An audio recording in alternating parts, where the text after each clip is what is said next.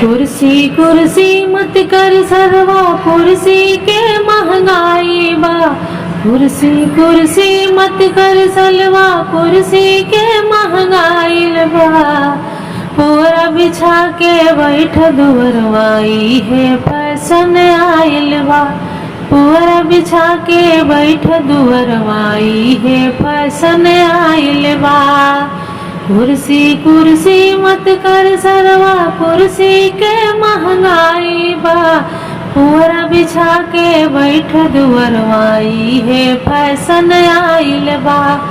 पूरा बिछा के बैठ दुअरवाई है फैशन आइल बा।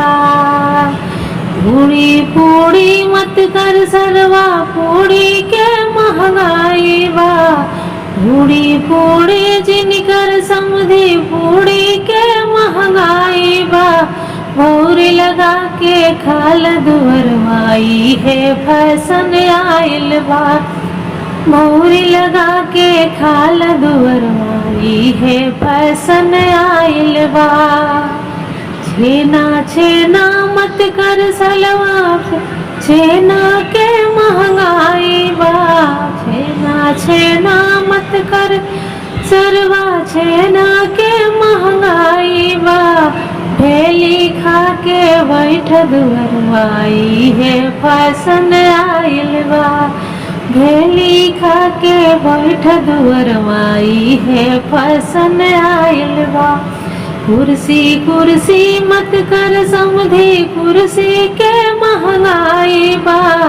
पूरा बिछा के बैठ दुअरवाई है फैशन आइल बा।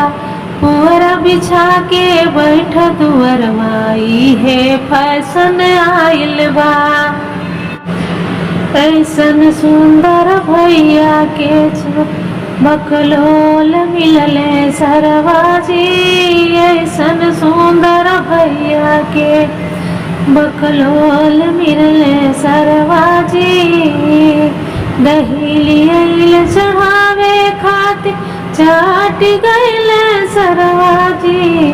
दहीलियल चढ़ावन खातिर चाट गईले सरवाजी। ऐसन सुंदर बबुआ के सुंदर मिलले सरवाजी। ऐसन सुंदर बबुआ के सुंदर मिलले सरवाजी। अछत लियल चढ़ावे खातिर फाकी गईले सरवाजी।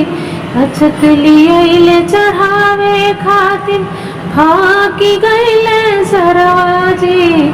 ऐसन सुंदर भैया के बकलोल मिलले सरवाजी।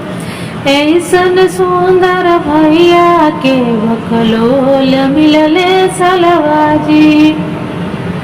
फलवलियल चढ़ावे खातिर खाई गईले सरवाजी।